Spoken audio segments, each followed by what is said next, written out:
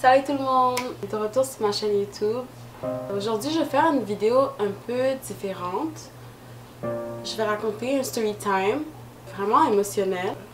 Je vais parler d'une personne qui est très chère pour moi et comment j'ai appris qu'elle allait juste puis être là à mes côtés, puis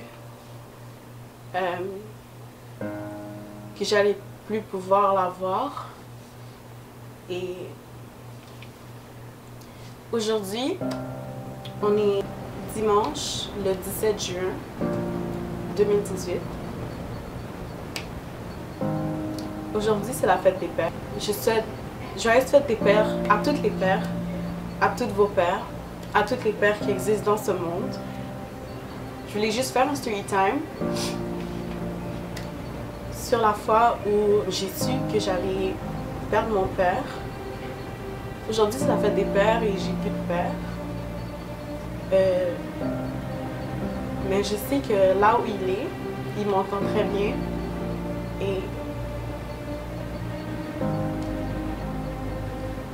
Et que il sait, il voit qu'il me manque.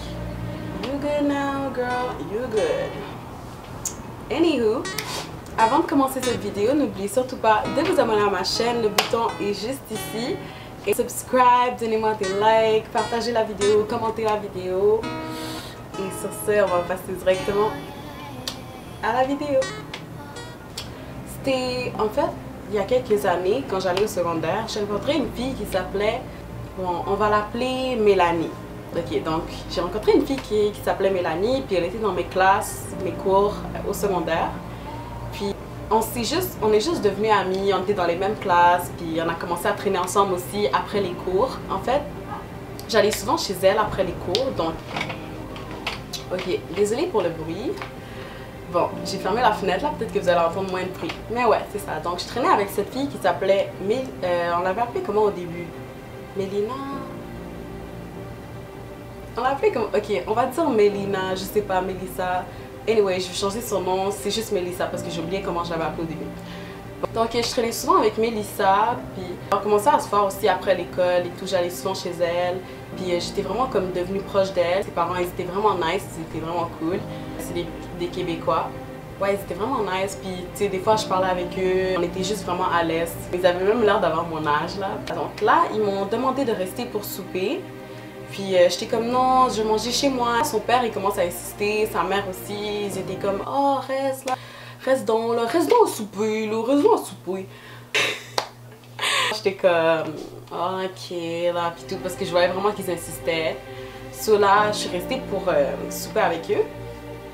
Et pendant qu'on soupait, je sais pas comment la conversation est entrée en jeu, mais ça a parlé qu'on parlait de moi, de mon nom qui est vraiment mystérieux. En tout cas, j'ai vraiment un très très long nom. Elisabeth II, c'est pas mon seul nom, j'ai un autre nom, mais ouais, ça c'est plus personnel pour les gens qui sont proches de moi. Puis on commençait aussi à parler de mon nom de famille qui est archi long. Tout le monde me demande d'où ça vient, tout le monde me demande c'est quoi que ça veut dire. J'en ai aucune espèce d'idée, je sais pas qu'est-ce que ça veut dire. Mais mon nom de famille est vraiment long, donc ça a tombé que la mère à Mélissa, elle avait déjà entendu mon nom de famille quelque part. Puis là, elle était comme oh ton nom de famille c'est nanana. Je suis comme ouais, elle est comme ah donc t'es la fille à monsieur Bruno nanana. Je suis comme ouais c'est moi.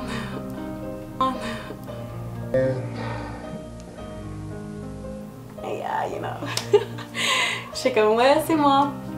Là elle est comme oh ouais je suis vraiment désolée. Ton père il a le cancer hein. Comme c'est vrai je suis vraiment désolée.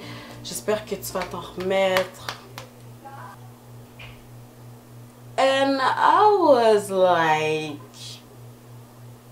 what did she say? What did she say? Like qu'est-ce qu'elle vient juste de dire? What? What? Je comprenais rien. Dans le fond, elle croyait que moi je le savais. Mon père était très malade, puis il était hospitalisé à l'hôpital où en fait la madame travaillait. Je suis vraiment, ok, vraiment nulle, pourrie, archi, chier à mourir de raconter les histoires, genre je suis vraiment pourrie. J'essaye de faire de mon mieux. Alors, la madame, la mère à Mélissa, elle travaillait à l'hôpital où mon père était hospitalisé dans le fond. C'est comme ça qu'elle a connu mon père. Mon père faisait souvent des voyages entre le Canada et le Congo, parce que moi je suis congolaise, si vous ne le savez pas, si vous n'avez pas vu mes autres vidéos. Je vous le dis dans cette vidéo, je suis congolaise et c'est ça, mon père faisait des voyages entre le Congo et le Canada, puis je sais pas, peut-être c'est à cause du voyage, il est tombé juste archi malade, puis je sais pas, il a été hospitalisé dans le même hôpital. Quand il est revenu au Canada, il a été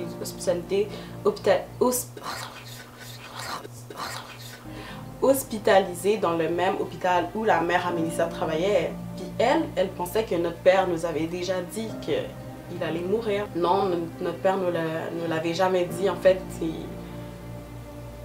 je pense qu'il attendait le bon moment peut-être. La madame, elle pensait que moi je le savais, mais j'étais vraiment pas au courant. Et c'est ça, à ce moment-là, quand elle m'a dit ça pendant le souper, j'étais juste comme vraiment choquée. J'étais comme, what? Ok. Honnêtement, j'ai pas vraiment réagi sur le coup parce que, tu sais, quand tu dis quelque chose de juste vraiment genre, boum, là, comme on te lance une bombe atomique, ben c'était un peu ça sur le moment, sur le coup, tu sais, tu réagis pas vraiment, t'es juste.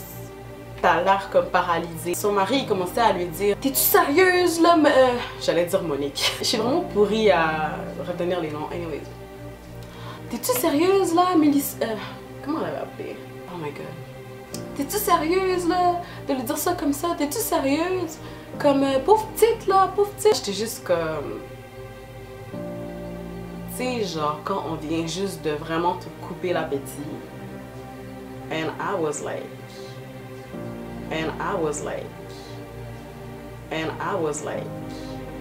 Pause.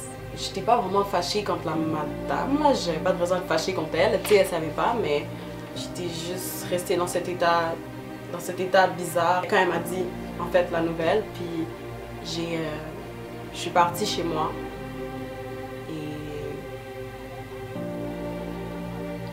J'ai gardé tout ça pour moi. J'ai pas dit à ma soeur, j'ai pas dit à mon frère, j'ai pas dit à ma mère. Quelques temps après que j'ai appris ça, dans le fond, ma mère nous a fait asseoir et elle nous a dit: votre père a le cancer. Et moi, en fait, à ce moment-là, quand elle m'a dit ça, j'ai pas réagi parce que je le savais déjà. Tu comprends? Je le savais déjà. Puis, on dirait que ça m'a juste... on dirait que ça m'a juste rappelé encore que, oh my god, ok, c'est vrai, mon père va vraiment partir. Et j'ai fini par leur dire à ce moment-là que j'étais au courant. Et je les ai expliqué de quelle manière vraiment étrange je l'ai appris. Et c'est ça. C'est vraiment un petit court story time. Mais, je sais pas, moi je retire beaucoup de choses de cela. On dit toujours dans la vie, rien n'arrive pour rien. Dieu sait quel plan il a prévu pour toi. Je pense que tant que vous avez encore vos deux parents en vie, en santé sur cette terre, vous devez tellement profiter de chaque instant que vous avez avec eux. Vous devez tellement profiter, c'est vos parents là, réveillez-vous, c'est vos parents, c'est eux qui vous ont mis au monde. Des fois, vous réalisez pas à quel point vous les aimez. Puis c'est juste quand il leur arrive quelque chose de mal ou quand ils partent que vous réalisez que cette personne était juste une personne en or. Et moi, malheureusement, j'ai pas vraiment appris à connaître mon père parce qu'il était pas vraiment là. C'est vrai que souvent il était là, mais des fois non. Puis j'ai juste eu l'impression que je le connaissais pas vraiment. Puis ça m'a fait un peu chier de le perdre comme ça. C'est sûr. Mais ce que je veux dire par là, c'est profiter.